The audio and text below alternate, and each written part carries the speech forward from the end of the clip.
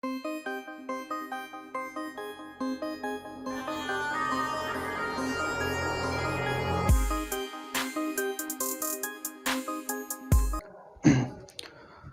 with the name of Allah Almighty, who is the most gracious and the most merciful. Assalamu alaikum. I am Ahmed Ali और हम पढ़ रहे हैं class 11 physics chapter number 3 forces and motion. तो previous lecture में हमने average speed पढ़ा। Average speed से रिलेटेड हमने कुछ कॉन्सेप्ट्स पढ़े कि हम एवरेज स्पीड को क्यों यूज़ करते हैं और स्पीड से हम किस तरह इसको डिफ्रेंशिएट करेंगे एवरेज स्पीड को। फिर एवरेज स्पीड में हमने देखा कि हमारे पास कुछ केसेस बने, equal distance in unequal time, unequal distance in equal time, इस तरह हमने कुछ केसेस पढ़े।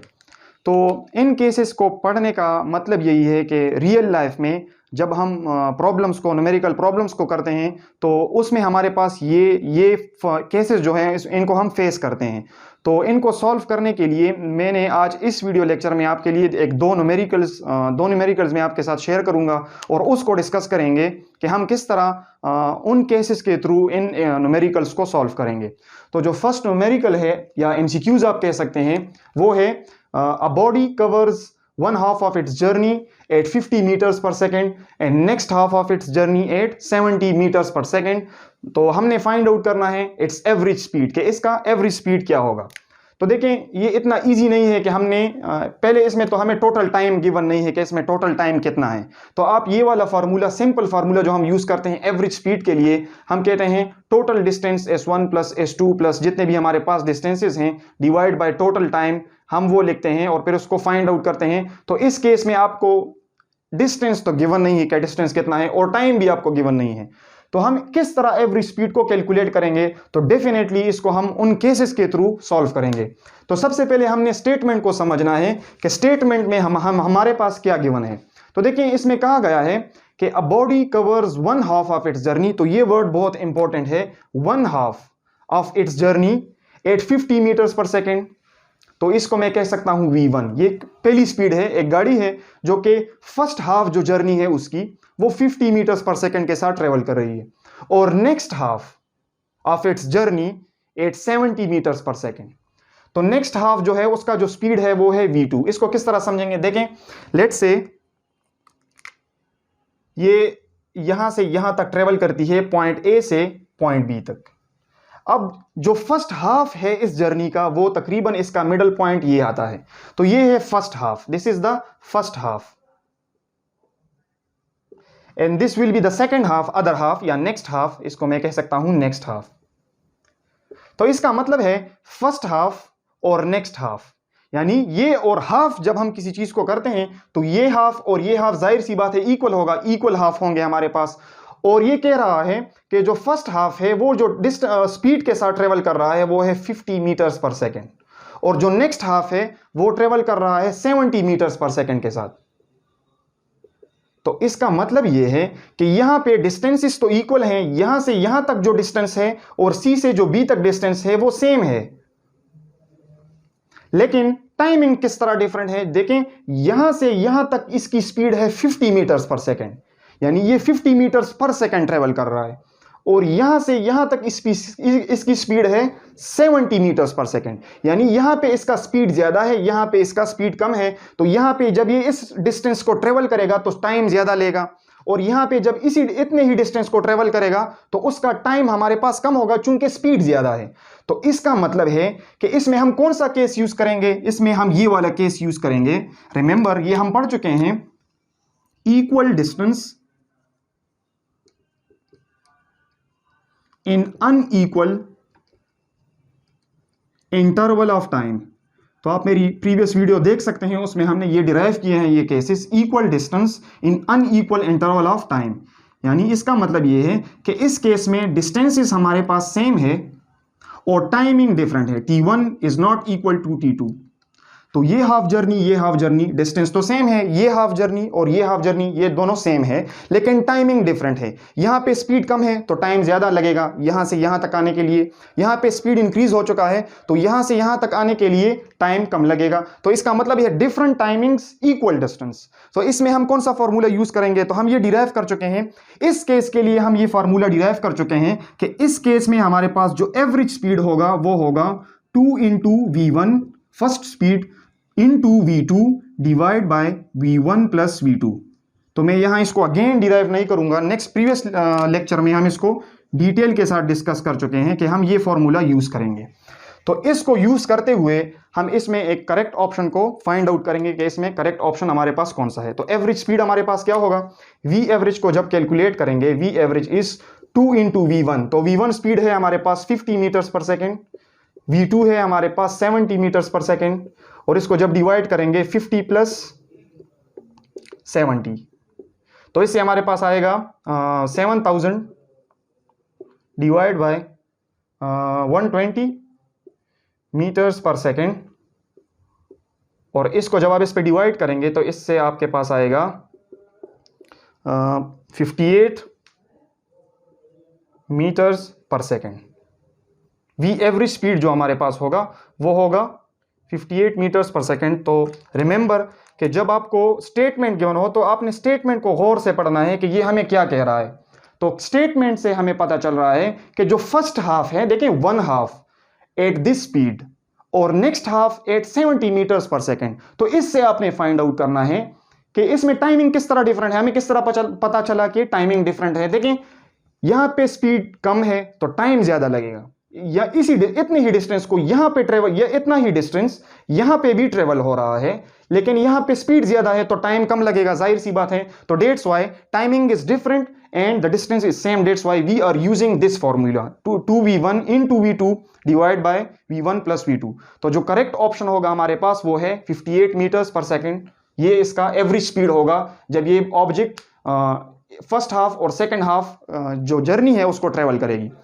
इसी तरह एक नेक्स्ट प्रॉब्लम हम डिस्कस करेंगे जो कि एक दूसरे फार्मूले से रिलेटेड होगा, उसको भी सॉल्व करते हैं। इसके बाद हम एक नेक्स्ट प्रॉब्लम सॉल्व करेंगे, वो भी इसी तरह एवरेज स्पीड से रिलेटेड है, लेकिन उसका स्टेटमेंट थोड़ा डिफरेंट है। तो हमने सबसे पहले स्टेटमेंट को समझना है कि स्टेटमेंट में हमसे क्या रिक्वायर्ड है और हम किस तरह इसको फाइंड आउट करेंगे एवरेज स्पीड को। तो एज यूजुअल इसको स्टडी करते हैं। A car travels from Peshawar to Nowshera at this speed which is 60 kilometers per hour in the first half time, remember in the first half time, and from Nowshera to Islamabad at 80 kilometers per hour in the next half time, then we have to find its average speed कि इसका average speed क्या होगा। लेकिन दोबारा इसको देखते हैं इस स्टेटमेंट को। इसमें हमने जो चीजें हमने समझनी है वो ये है, जो इसमें इंपॉर्टेंट चीजें हैं वो देखें। a car travels from Peshawar to Nowshera, पहली बात, और स्पीड जो है वो है V1, और ये इंपॉर्टेंट बात है in first half time, in first half time, and then from Nowshera to Islamabad. अब देखें नौशहरा टू इस्लामाबाद, और ये है 8V2, ये इसका V2 स्पीड होगा इन नेक्स्ट हाफ टाइम, दूसरा जो हाफ टाइम होगा उसमें। अब देखें इसमें जो समझने की चीज है, जो इस स्टेटमेंट से हमें पता चल रहा है वो है, देखें डिस्टेंस डिफरेंट है। किस तरह, Peshawar to Nowshera and Nowshera to Islamabad. तो पेशावर टू नौशहरा और नौशहरा टू इस्लामाबाद, इसका मतलब ये है कि ये दोनों डिफरेंस, यानी एक डिस्टेंस तो नहीं है ना, ये दोनों एक जैसे डिस्टेंसेस तो नहीं है। Peshawar to Nowshera is something else, और नौशहरा टू इस्लामाबाद ये कुछ और डिस्टेंस है हमारे पास। तो इसका मतलब ये है कि इस केस में हमें एक ये चीज कंफर्म है कि डिस्टेंसेस आर नॉट इक्वल। अब देखें इसमें एक और चीज जो पते की है वो ये है कि जो first half time and next, इसका क्या मतलब है फर्स्ट हाफ टाइम। लेट से मैं बात इस तरह करता हूं कि लेट से ये हम के कंसिडर करते हैं कि 4 आवर्स हैं, 4 आवर्स हैं। तो जो फर्स्ट हाफ टाइम होगा वो होगा 2 आवर्स, और सेकंड हाफ टाइम जो होगा वो भी 2 आवर्स होगा। जब इन दोनों को ऐड करेंगे हमारे पास आएगा 4 आवर्स, यानी फर्स्ट हाफ टाइम और सेकेंड हाफ टाइम। मैंने जस्ट एग्जांपल लिए, 4 आवर्स जरूरी नहीं है, लेकिन हाफ टाइम का मतलब यह है कि जितना भी टाइम लगेगा इस केस में, तो उसका हाफ जो होगा, उसका जो हाफ होगा उसमें वो इतने स्पीड से जाएगा, और जो नेक्स्ट हाफ आवर होगा उसमें वो इतने स्पीड से जाएगा। तो इसका मतलब यह है कि इस केस में, ये कौन सा केस है हमारे पास, ये है unequal distance in equal interval of time, in equal interval of time। तो इस केस को आपने, तो देखें अगर आप स्टेटमेंट को नहीं समझेंगे, स्टेटमेंट में ही वो आपका आंसर मौजूद है। लेकिन अगर आप स्टेटमेंट को नहीं समझेंगे तो आप ये सॉल्व नहीं कर सकते। समटाइम्स अगर आप ये देखेंगे तो आप ये फार्मूला यूज करेंगे, V average is equal to 2v1 v2 divide by v1 plus v2। Maybe इससे सॉल्व करने से इसमें ऑप्शन भी गिवन हो, लेकिन वो आपके पास करेक्ट ऑप्शन नहीं होगा। तो इस चीज का ख्याल रखना है कि जब भी सॉल्व करें तो स्टेटमेंट को गौर से देखें कि इसमें कौन सी चीजें इक्वल हैं और कौन सी चीजें इक्वल नहीं हैं। तो that's why we will use this formula. जब हमारे पास unequal distance equal interval of time में ट्रेवल हो रहा हो तो हम फॉर्मूला जो होता है वो यूज करते हैं। आप जानते हैं कि इस केस में हम फार्मूला जो लिखते हैं वो फाइनल और इनिशियल जो वेलोसिटी होती है उसका जब हम अरिथमेटिक मीन लेते हैं वो ये वाला केस है। यानी इसका मतलब ये है v1 जो फर्स्ट स्पीड है प्लस फाइनल वेलोसिटी जो है v2, इसका अरिथमेटिक मीन लेना है। यानी जितनी वेलोसिटीज हैं उतने पे डिवाइड करना है। 2 वेलोसिटीज है डिवाइड बाय 2। डेट्स वाई इसको मैं अरिथमेटिक मीन भी कह सकता हूं। इसको हम कह सकते हैं अरिथमेटिक मीन। तो ये वाला जो केस है it is related with the second case, unequal distance in equal interval of time. तो इसको हम समटाइम्स कहते हैं then we write the summation of the velocities. हम कह सकते हैं इसको हम अरिथमेटिक मीन के फॉर्म में लिखते हैं। तो ये सॉल्व करना बहुत ईजी है। आप देखें वी एवरेज हम फाइंड आउट कर सकते हैं।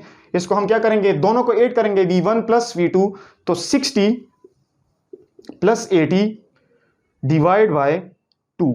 तो इससे हमारे पास आएगा, तो जब इसको ऐड करेंगे इससे आएगा 140 divide by 2 kilometres per our. देखें यूनिट किलोमीटर्स में हमें गिवन है, this is the large unit of the speed. तो इससे हम फाइंड आउट करेंगे, इससे जब इसको डिवाइड करेंगे तो 70 आएगा हमारे पास। V average is equal to 70 kilometres per hour. तो करेक्ट ऑप्शन जो होगा हमारे पास वो है option B, this is the correct option. So आज के इस लेक्चर में इतना काफ़ी है। ये डिस्कस करना ज़रूरी है कि जब भी हम एवरेज स्पीड को डिस्कस करते हैं तो एवरेज स्पीड में हमारे पास रियल लाइफ में हम एग्जांपल्स को फेस करते हैं। तो अगर आप क्वेश्चन सॉल्व करते हैं या टेस्ट के लिए प्रिपरेशन कर रहे हैं, जो भी कर रहे हैं, अगर आपको जब भी आपको एवरेज स्पीड से रिलेटेड कोई भी न्यूमेरिकल आप सॉल्व करें तो आपने एवरेज केसेस को ज़रूर मद्देनज़र रखना है कि हम किस तरह एवरेज स्पीड के जो न्यूमेरिकल्स हैं उसको सॉल्व करेंगे। तो इन केसेस को इसीलिए समझना ज़रूरी है। एवरेज स्पीड के प्रॉब्लम्स इन केसेस के अलावा आप डायरेक्टली सॉल्व नहीं कर सकते। Thank you so very much for watching my lectures and stay blessed all.